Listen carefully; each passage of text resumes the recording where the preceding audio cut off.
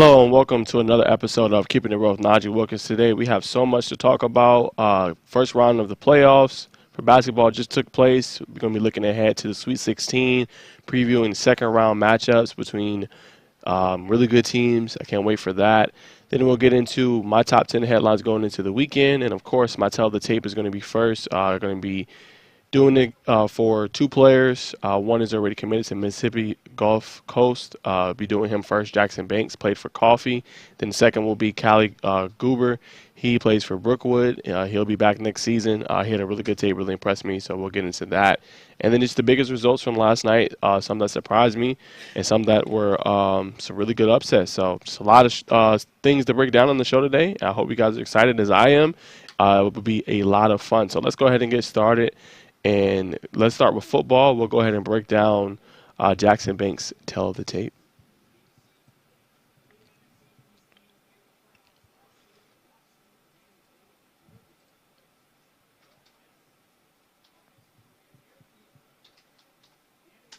Good? Okay. All right. So this is his tape, guys. We're going to start here. What really impressed me when I watched this tape, Jackson Banks, is that he plays defensive tackle. I think he's really good with, using his hands. He's really good run stuffer. Once he kind of gets hands on you, it's really tough for any ball carriers. This clip here, you're going to see him, take on the block, get off, be able to make the stop. Here again, great. Okay, so here you go, guys. We're going to start over. Here, right in the middle, you're going to see him. I really love his relentless pursuit. Here he's going to get the safety on the quarterback. That's a really big standout on this tape. He is very good at, just continuing to run and continuing to move, and really good, like I said, run stopper. You're going to see it here on that last play. Really good just stuff in the run. Here again, he's going to get off the block, stay in the middle. His quarterback's going to run. He's going to get there, get the tackle, get the sack. Again, a great relentless pursuit for Banks. All right, here we got another play. Here, looks like he's getting help some. Doesn't matter. Boom. He's going to get off and be able to get the sack on the quarterback. Got another play here for Banks. Good job stuffing the run in the middle, getting off the block, and things like that. So play for Coffee again. I thought that was phenomenal. Here again, you're going to see him go, be able to explode and get the ball carrier in the backfield, get a TFL. Here again, he's going to take on a double team. Doesn't matter. Gets off the double team and able to get the stop in the backfield. Here again, he's going to line up on the right guard, be able to see that it's a run down the quarterback and get the tackle. All right, here he's going to take on a small double team, stuff the run up in the middle, be able to make the stop. All right, here, looks like trying to get off the tackle, makes a stop, joint tackle on the quarterback. All right, here, looks like he's going to make the big run stop in the middle of the field. Again, here, taking on the blocker, just relentless pursuit, being able to get the pressure on the quarterback, getting the sack. All right, here again, he's going to do a good job stopping the run, stuffing the run, not letting the ball carrier get any momentum going downhill. Stops it in his tracks. Right here again, he's going to see the carrier. He kind of stutter steps a little bit, but then he gets in there, gets the stop on the ball carrier. Here again, he's going to take on the block and be able to stuff the run up the middle. Great job here. Also, he had 10 sacks on the season, this past season for Coffee. Was a major contributor in the sack column for them. Here he's going to get a PBU. Good job just being able to see how the play was developing and get his hands up. And here, I believe this is going to be the last play. Here he gets the nice stop, stuffs the run.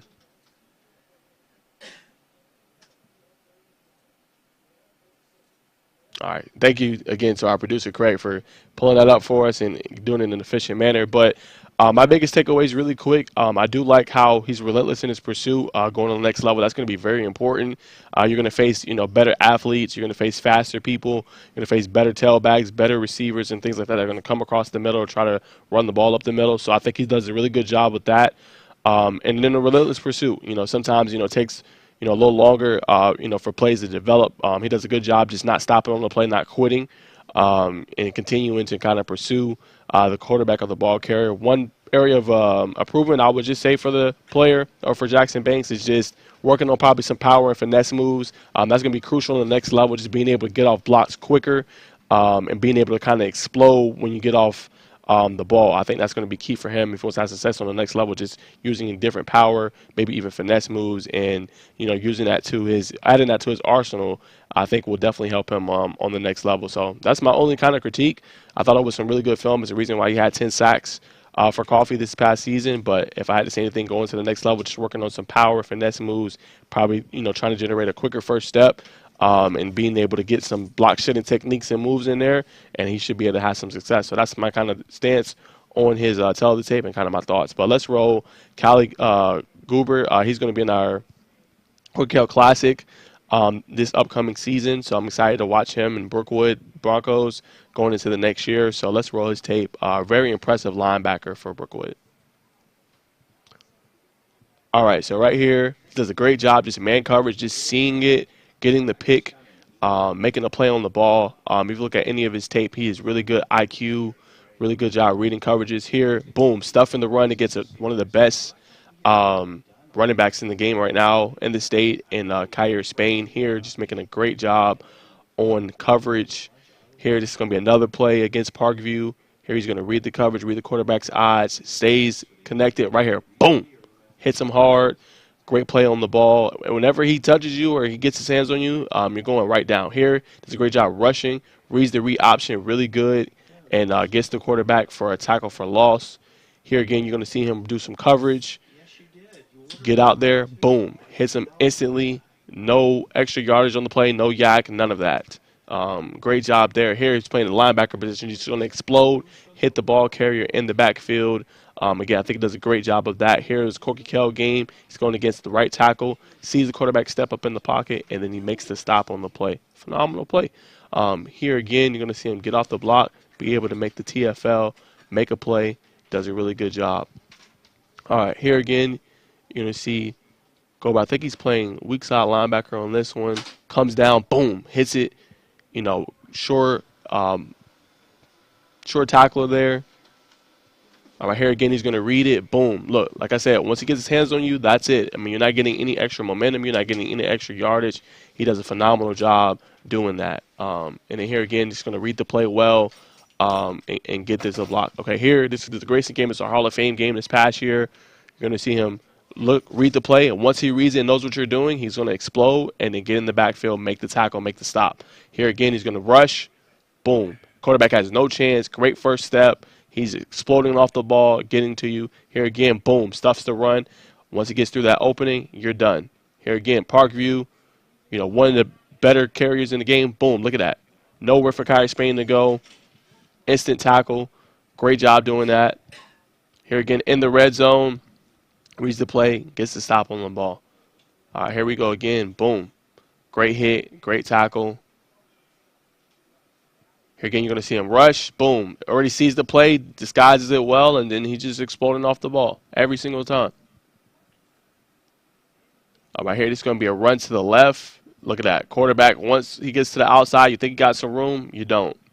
Cali Gober's there to get the stop on the ball. Here again, great job reading coverage.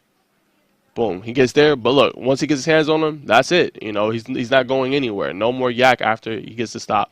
Here, boom, gets the tackle on the running back. Looked like that was going to be a potentially good play. No, great tackle by Gober there. Here, boom, he's going to rush, read it well, and get the ball carrier in the backfield every single time. And I think that's it. I think that's it. Oh, well, we got one more. Okay, this is against Bishop Gorman, Las Vegas, a really good team. Here, just getting in the backfield, getting the stop.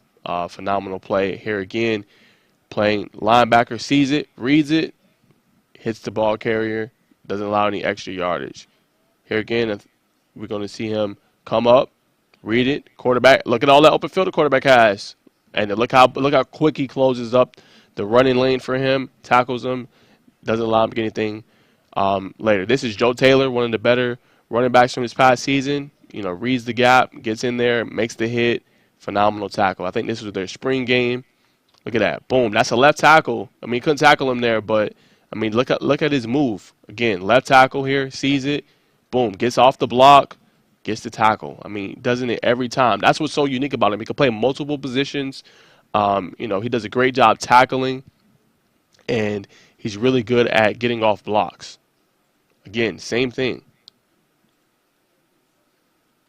Last play here, you're going to see him come across the screen.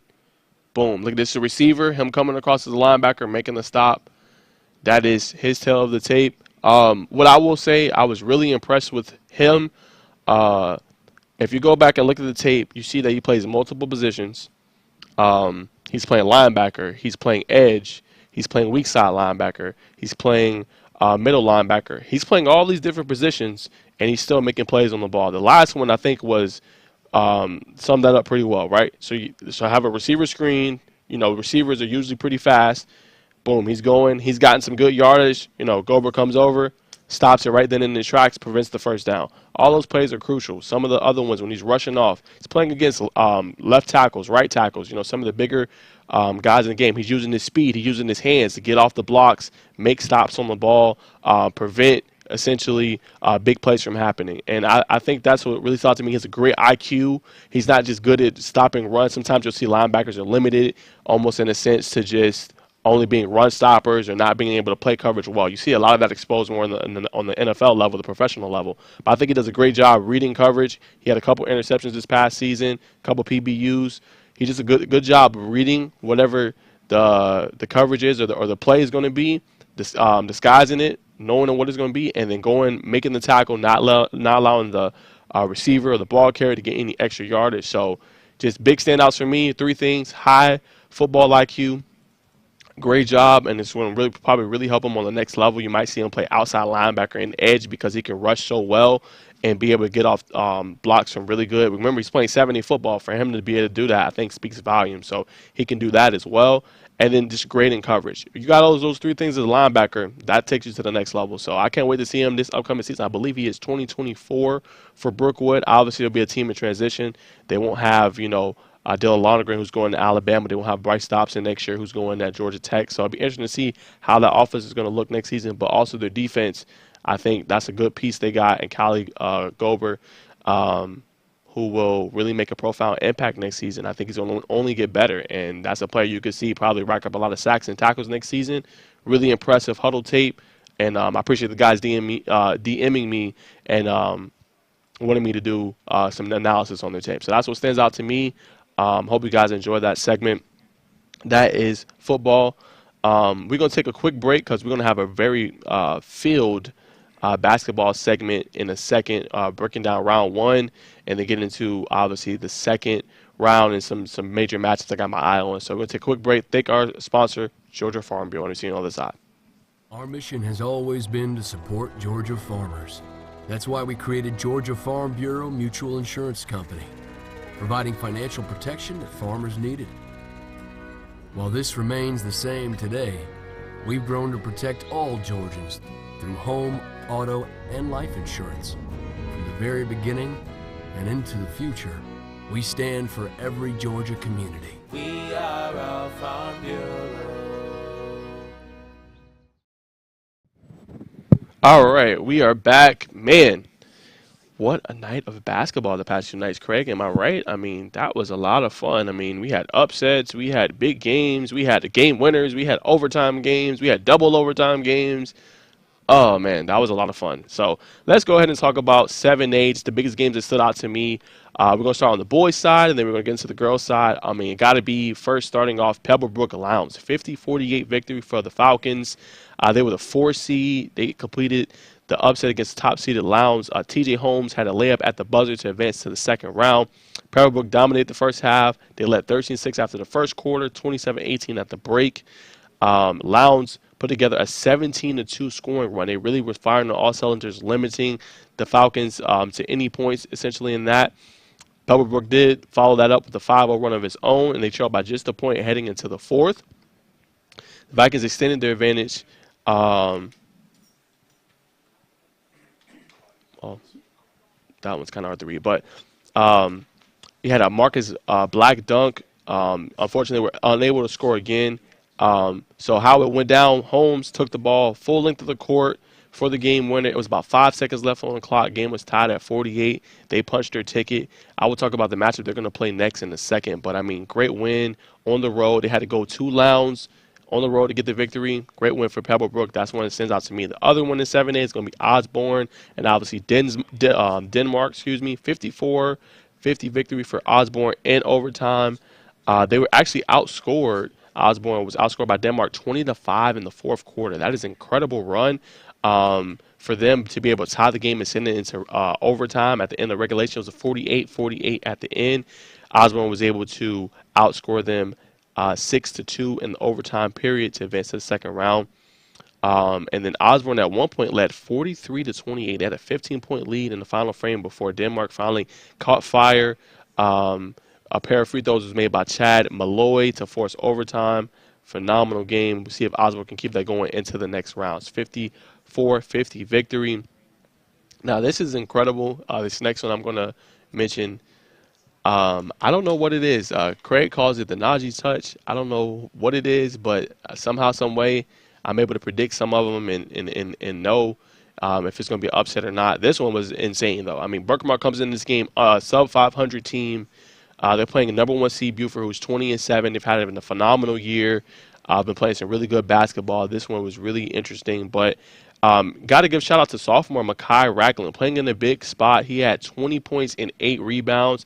He's been out for over a month. He had a stress fracture in his foot. For him to come out and play that big of a game and for them to come victorious was absolutely incredible. Senior Tyson Jones added 12 points and 7 boards, and then also sophomore Eddie Cook III had 9 points and 7 boards. So just a phenomenal win on the road for that Berkmar team. And as I mentioned in the video, which I'm going to play in just a second, I think just Berkmar's that team the past couple of years, just if they get their chance in the tournament, they can make some noise. They can pull off some upsets. They're not a team you can slouch on. If they get in the tournament, even though they didn't have the best regular season record, they can really make some things shake. And that's what they showed. They really made some things shake, and they made it difficult for Buford to really get in their groove and to really get into, things that they like to do. So let's roll the tape of me predicting, almost in a sense, this game and the team I said to kind of watch out for. Intriguing to see, and then no one's really talking about it, but obviously Buford's a really good team. Their team won out in Region 8, but I mean Berkmar, they're in the playoffs. Usually when Berkmar makes the playoffs, they're kind of dangerous. They have a kind of a history of upsetting teams and making teams go home early. So I think you can't sleep on Berkmar either in that matchup. Obviously Buford will be favored, but that's a team to obviously watch out for and see how deep they can go.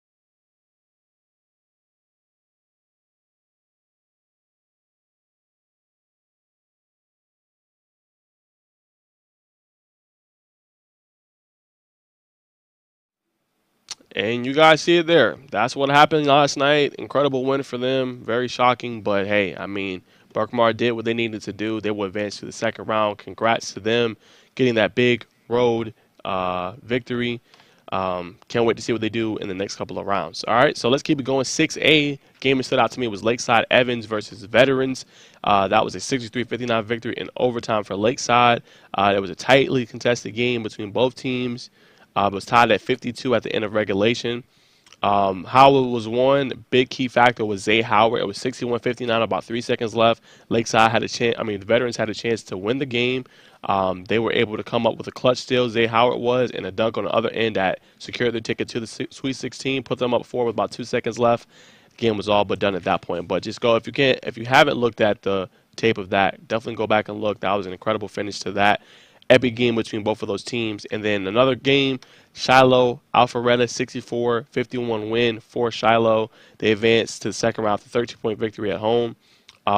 Emmanuel Okogie had a great game. He had a double-double in that one, 19 points, 13 rebounds. And then Tyler Jordan added 15 points for the Generals. I think they had 2 players for their team made all-region teams. Emmanuel Okogie was one of them. He's just been having a phenomenal season. He continues to step up in big moments for that team. And, look out for them. They do have a tough matchup coming up, but I thought it was a great win for them at home against Alpharetta. Then the other one in 6A was Winterboro versus Cartersville. Winterboro is the number 1 seed. They got 18 points, 6 boards, 6 assists from Jeremiah Holloway to help defeat Cartersville at home. Conyer Smith scored 9 points as well to go along with 10 rebounds and 3 blocks in their double-double for him. Jaren Samuel scored 9 points, and then Billings had 12 rebounds and 4 blocks. So they got a big game coming up. They will be playing Mays in the second round. So look out for that one. In 5A, big result. Eastside defeated Calhoun 60-54. Kason Saunders scored 23 points with 4 boards and 3 assists. Helped 3-seed Eastside beat Calhoun. Javon Johnson contributed 17 points with 4 rebounds and 4 assists. Brentarius Reed also had 6 points in that game and 6 assists. They're going to be playing Kell in the next round. Oof, that's a tough matchup. All right. So then, moving to 4A, we got McDonough. They beat Holly Anderson 66-58. Third seed, McDonough, they closed out a really gritty win. And what's crazy about this one is the Warhawks were tied at 55-55 with 2:01 left in the game. Caleb Wilson had a really tough foul. He had 21 points, 19 rebounds, nearly a 20-20 game. He had 6 block shots as well.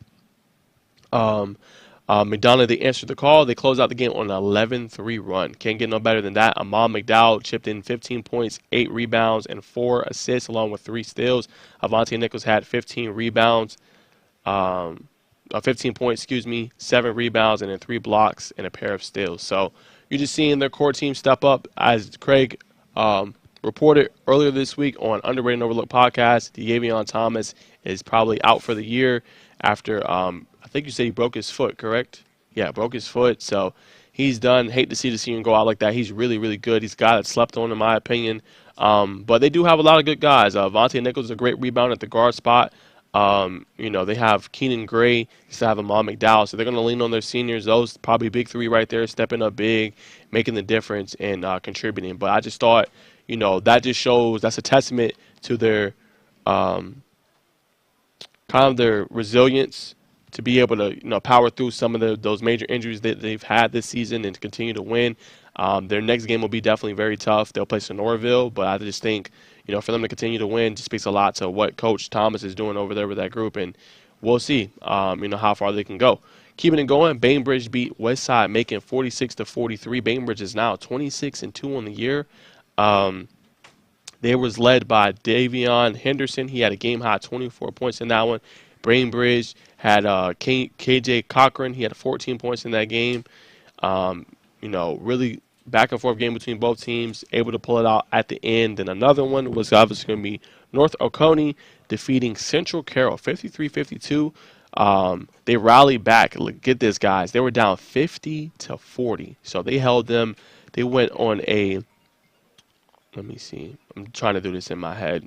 They went on a 13-2 run. Incredible to end the game. 13-2. Didn't allow them to get any advantage.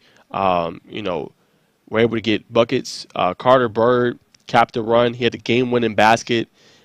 He had a game high in that game of 34 points. Wow. Great game for him. Great game-winning bucket as well to advance them to the next round. Incredible. 3A. Harlem beat Beach by 1 point, 57-56. It was a buzzer-beating lay-in from junior point guard Lehman Edmond. He lifted Harlem past Beach. They trailed 56-55. Harlem inbounded the ball just a little bit short of half court. Found the opening, and then found him in the corner. B.J. Reese found Braylon Bussey in the corner. Is able to knock down the shot. Helped them advance to the next round. Had another overtime game. Hart County beat Gilmer 83-77.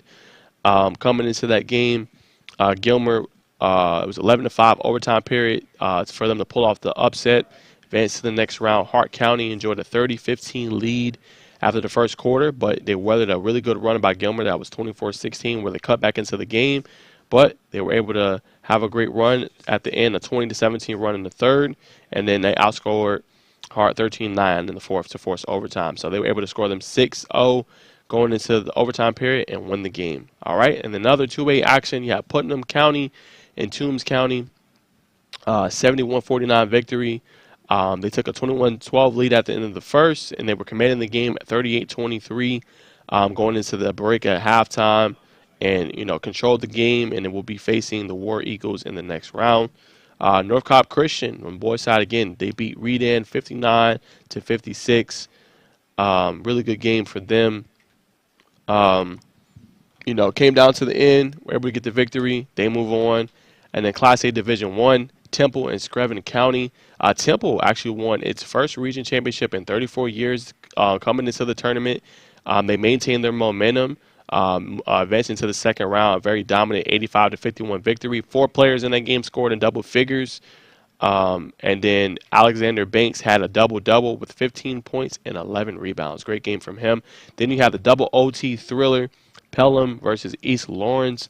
Pelham upset number 2 seed on the road. The Hornets are 12-13. They're now on a 2-game winning streak. They're going to face the really good Woodville Tompkins team in the next round. Then you had Mount Pisgah versus Prince Avenue Christian. Number 2 seed Mount Pisgah, they're moving on after the win. Micah Tucker in that game balled out. He had 19 points in that game. It's actually the 20th win of the season for Mount Pisgah. They will hit the road and play Darlington in the next round. Let's move to some girls, some lady hoops. Lambert defeated Northcott 52-38. Great game for them. Anna Rose Tier and then Briley Elder, they combined for 26 points in the first half, including 4 threes from Tyre, and then who finished with 21 points. So for North Cobb, Ernie Gill scored 11 points, and Chisholm Azumie had 10. They advance and keep dancing and move on to the next round. Excuse me. Norcross handles their business against Collins Hill.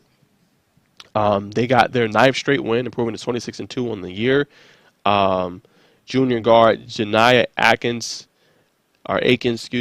had 25 points. Senior point guard Ferrone Charlton, forgive me if I butchered your name, she had 10 points. Sophomore guard Cadence Peterson had 10. So great game for them. All finished with double-digit scoring, those 3 players for the Norcross Blue Devils. 6A, North Forsyth beat Pope on Tuesday, 67-57. Aaron Wallen scored 14 points and grabbed 12 rebounds, led North Forsyth past Pope. Greyhounds cut into North Forsyth's double-digit lead in the third quarter. They held the Raiders to just 8 points in that frame. They made it a one-possession game and really battled towards the end. Fortunately, they weren't able to get enough stops, and then North Forsyth was able to pull away and advance. They pulled away with that 20-point performance quarter in the fourth, making it tough for Pope to come back. And then River Ridge, a team, like I said, 6A probably is going to have some of the best basketball, I think, going forward, and especially in the Sweet 16 with some really good teams. River Ridge is going to they played Alexander. They won 70-36. Matiah Gale led them again. She had 19 points and 4 steals. Junior Allie Sweat, she had a double-double, 10 points and 10 boards. Sophia Pearl added 11, and then Kayla Cleveland had 12. They just have a bunch of different ways they could beat you, a bunch of different players. That's 4 players I just said that are in double figures. I mean, you look at that, that's going to be a tough out coming into the tournament in the rest of the playoffs. So look out for River Ridge. 5A, it was Hiram and Fowlerly Branch. Number 2 seed Hiram, they moved on. This is actually a crazy stat. They led 40-8 at halftime. Just a dominant game for Hiram. Didn't really stand a chance for Flowerly Branch. They were led by Hadia Kennerly. She had 19 points. Kalisha Phillips had 14, and then Taylor Crawford contributed 11 for Hiram. Then you got Jackson Atlanta. They defeated Greater Atlanta Christian. Really tough season for them. I wasn't able to interview the coach earlier in the season, but I think they got some good core players, but just tough region they played in, tough year for them. Played a really difficult schedule, but they go out in the first round in this one. Jackson Atlanta had 69. Junior Talia Cornish, she led all scorers with 37 points. Great game for them. She made 10 of 11 of her free throws. They had a 37-20 lead at the half. Not really a contest after that. They held on and cruised to victory. And then Graham in that game, she had 12 rebounds and 2 blocks. In 4A, Baldwin defeated Shaw. They rebounded after their 51-48 loss to Griffin in the Region 2 championship last week. They get a dominant victory. They improved now to 11-0 at home, something to look out for.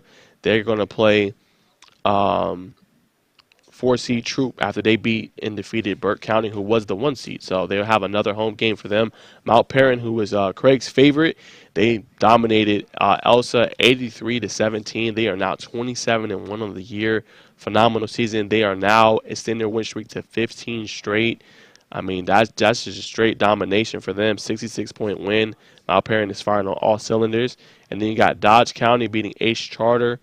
They had a commanding 28-4 lead at the end of the first. They had a 52-19 lead going into the break. Lyric Green, she had a career high 32 points for Dodge County. Autumn Rose finished with 10, and then Alteria Gooch finished with 9, and Giovanna Helmson contributed 8. So great win for Dodge County as they keep moving and dancing. And in the Class A Division 1, just, major games, Darlington defeated Tallulah Falls 57-36. Swainsboro extended its win streak to 7 games with a 56-21 win over Brooks County. Athens Christian hosted Chattooga. They won 67-45 to set up a second-round matchup with St. Francis. The Knights won 96-45 over Jasper County. Top-seeded Trojans, Lamar County improved to 23-4 with their 10th straight victory. 56-40 over Savannah, and then Screven County edged out Heard County on the road 43-41 to advance to the next round. And then in Class A Division II major game, Telfair County defeated Jenkins County 48-33. In that one, Clay, she had 13 points for Telfair County, and then also for the Trojans, Mia Reese added 10 points and had 11 rebounds. And then Zamaya McDuffie added 10 points as well. So those are all the major results from the game. Again, go to scoreatl.com to get all the results from the first round of action. Round 2 will be tomorrow. We will be doing roundups and recaps all weekend long, Friday and Saturday for all the major games. Definitely stay tuned for that. Go to scoreatl.com. Go to Score Atlanta Twitter. All the updates and things will be on there. But let's preview some of the best second-round matchups, I think, going into the weekend. I think, man, you got to get your popcorn ready if your popcorn is not ready already. Pebblebrook and Newton, that's going to be a really good game. As you guys all know, Pebblebrook had that really close win on the road against Lowndes. I mean, you got some top-tier talent on both teams. Pebblebrook's known for having great teams year in, year out. Newton's played a tough schedule this season, played a nationally ranked schedule. Ja'Kai Newton, you got Stephon Castle, one of the top players in the country. You got MJ Westbrook. They got some really great players. So I think it's going to be interesting to see how they come out in this one. I think it's going to be one of the better Sweet 16 games in the state tomorrow for the boys. So look out for that one. Then another one in 7A, Berkmar versus Cherokee. Can Berkmar make a deep playoff run is going to be the question. They already took out a 1 seed. They had a great game already from one of their best players. Can he continue his success against a Cherokee team on the road, make some noise, and get to an Elite 8 berth? I think that's going to be an interesting game out there in 7A. 6A, Shiloh versus Alexander. Alexander's one of the top teams in the state, I think, regardless of classification. Braden Liu and Jaquan Nelson leads them in scoring this season. They only have 5 losses. Can Shiloh come in there and make some noise, make a difference? Can Emmanuel Kogi follow up his phenomenal performance, 19 points, 13 rebounds, and make his impact felt on the road against Alexander? That's going to be a good game. Look out for that in 6A. Another one is going to be Marist versus Grovetown. Can Marist pull off an upset against, again, one of the better teams in 6A in Grovetown? They're 19-9 right now. They played some of the top teams in the state already. They've played the Bufords. They've played the Newtons. They've played the McKeetrans. So they're battle-tested, So can Marist come in there and make some noise against Grovetown? I think that's going to be interesting to see. Then you got Mays and Wonderboro in 5A. I think this would be a good one. 2 really good teams with really great players. If you look on the side for Mays, they got Solomon Evans, who played football this past season, a quarterback, and they got Mikael Williams. Both are averaging 15 and 14 points per game, respectively. Wonderboro is one of the top teams in 5A.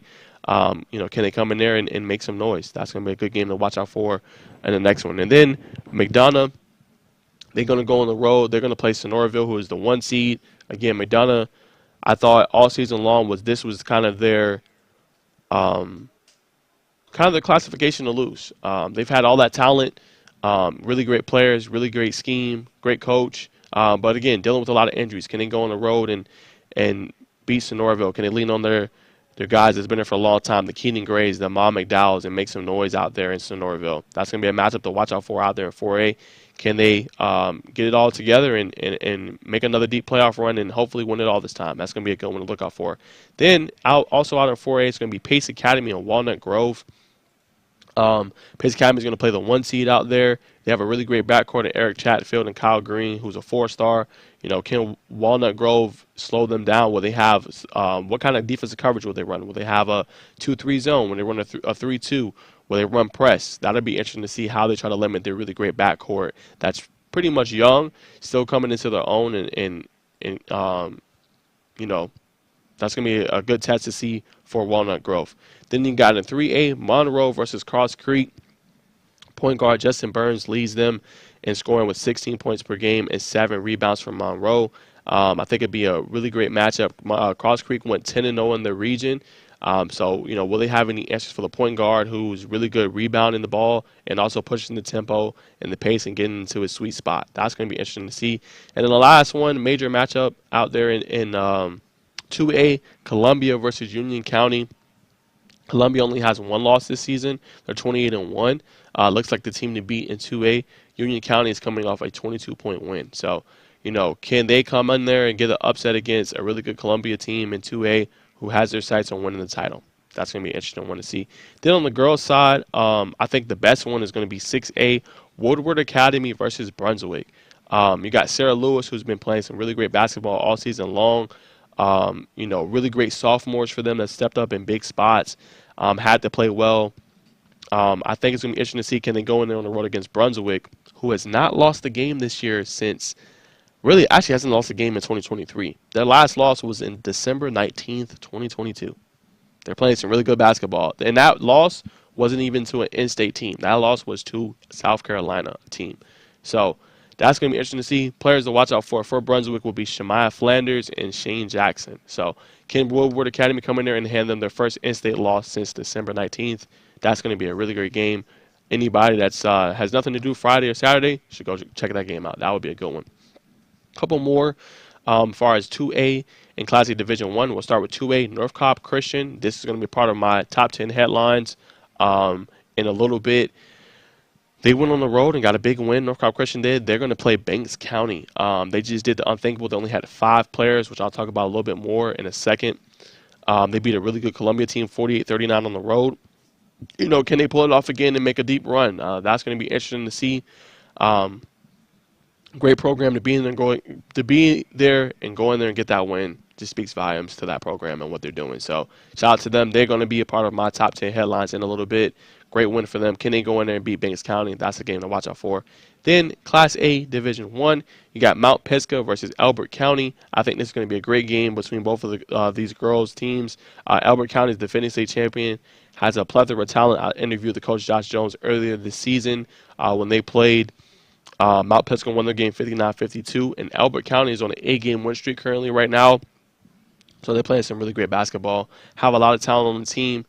Can they continue their success? Mount Pisgah will be looking for the upset out there in Class A Division 1. So that is all I got as far as basketball goes. Major results, obviously. I won't be back tomorrow. I will be back on next Thursday. Craig's show, he will be tonight's off, right? There's no games tonight. Okay, so Craig will be obviously previewing some of his matchups, his major matchups tomorrow. Y'all stay tuned for that. GHSA Drive for the state title show tomorrow at noon. He will be looking at some major matchups going into the weekend. And we will be back Monday, Tuesday to talk about the results as far as what happened in Sweet 16, major matchups, and things like that. So y'all stay tuned for that. But we're going to take a quick break. Thank our sponsor, Georgia Farm Bureau. See you guys on the opposite side to conclude the show with my top 10 headlines going into the weekend. Our mission has always been to support Georgia farmers. That's why we created Georgia Farm Bureau Mutual Insurance Company, providing financial protection that farmers needed. While this remains the same today, we've grown to protect all Georgians through home, auto, and life insurance. From the very beginning and into the future, we stand for every Georgia community. We are our Farm Bureau.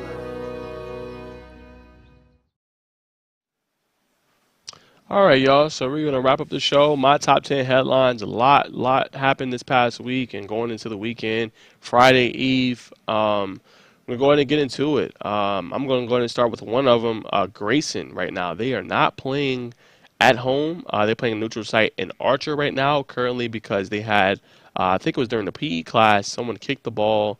And actually their gym is, I think it got flooded. So they're not playing at home right now. They have to try to fix that. That is tough. The 1C Grayson is dealing with tough road right now, but they're not making any excuses. Again, they have a great team. Amir Taylor, Jakari Collins, they have a great team that plays really good basketball. I don't think it'll affect them at all, but that's a major storyline. I mean, you're a 1C. You earned it.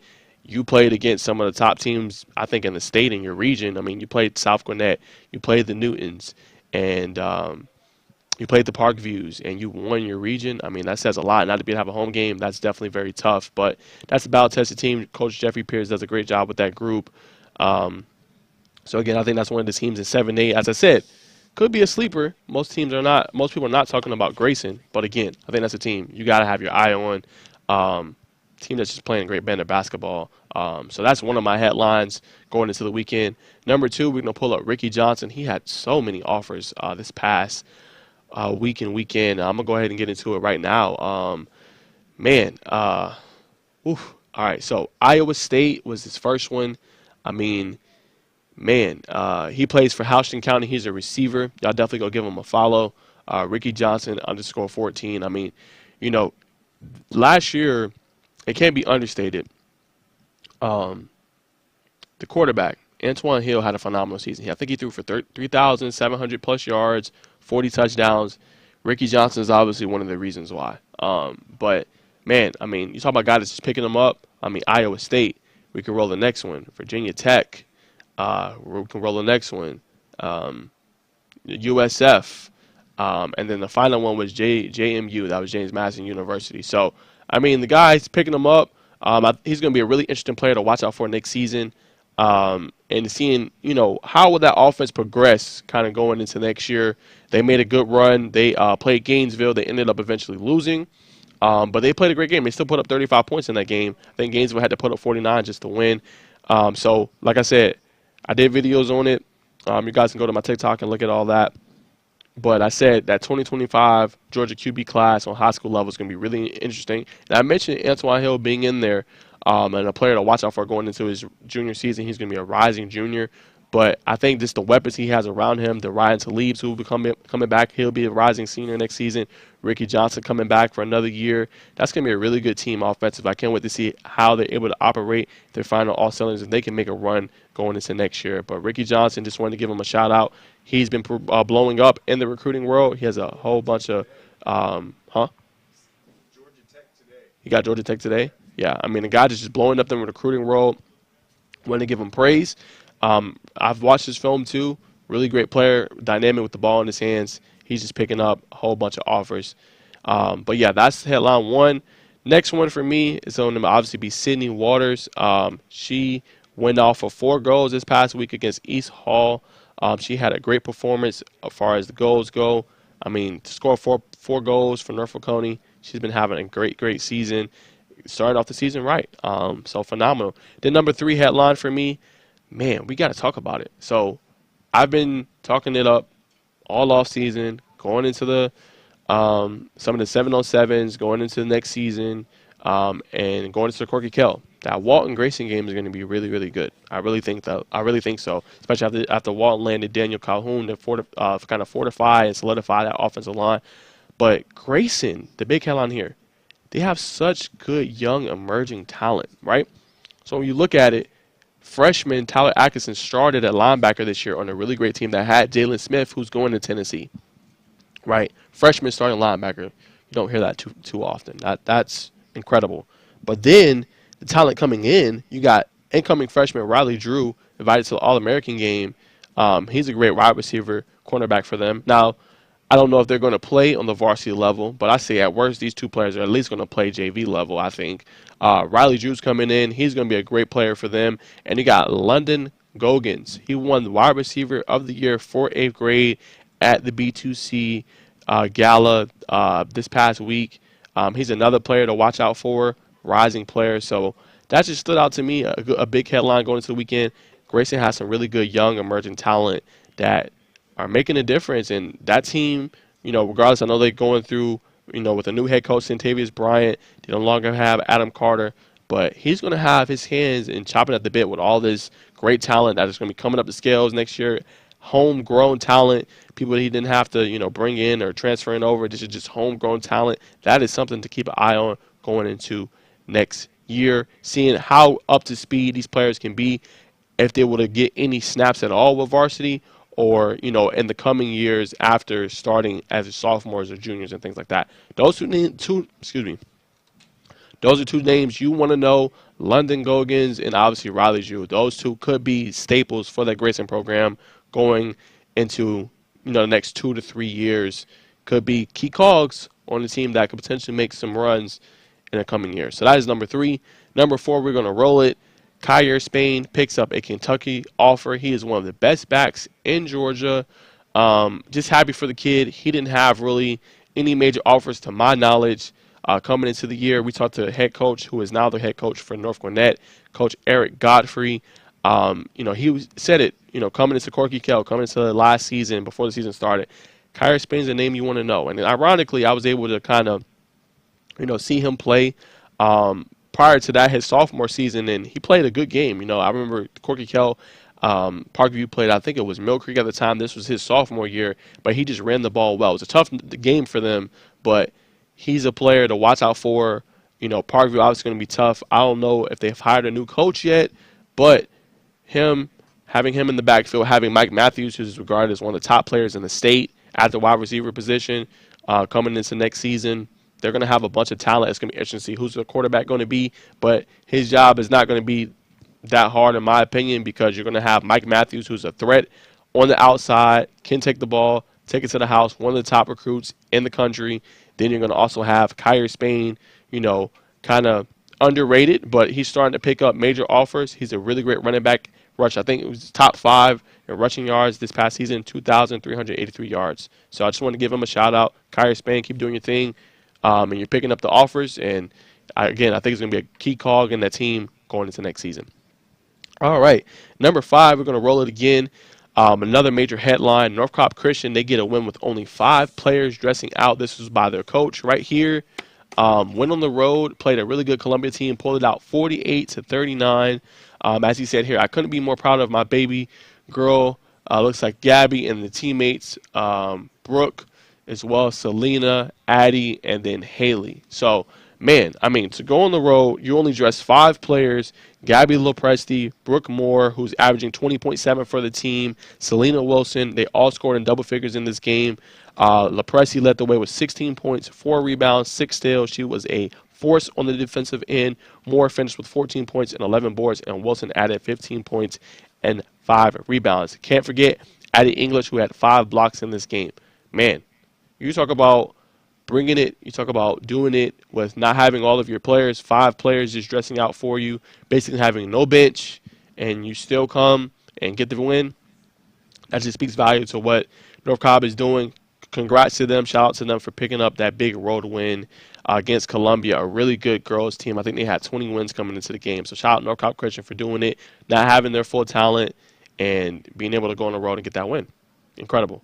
All right, so we'll leave that there. More news. Man, this guy's a dog. I'm not going to lie to you. By seeing his tape, Bacon Network, he was able to go to one of the games. Ace Bailey is really, really, really good. Can't be understated. He's going to Rutgers. I think he's a Rutgers commit right now. I just want you to hear this stat line, Craig. 17 points, 17 rebounds, 10 blocks, 3 steals, 3 assists. You talk about getting it done. That's getting it done.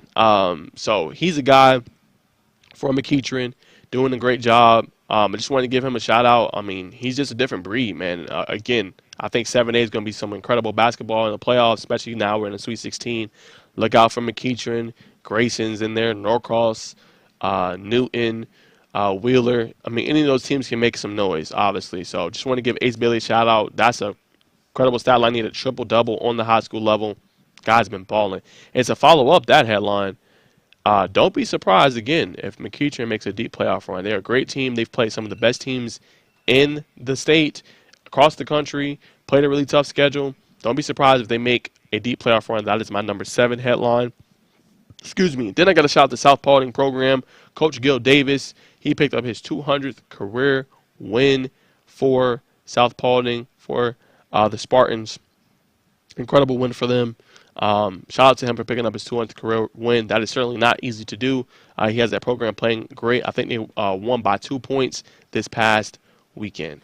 All right, and then number 9, Buford has number 3 Cambridge. in 5A, 6A, their first loss of the season in lacrosse. That is a big headline. Buford was number 7 according to my rankings. Cambridge was undefeated at number 3. They pick up the win, 13-6. So really outclassed them. Really great win for Buford. They're probably going to move up in my rankings going into next week. Stay tuned for that. That will be out on Tuesday.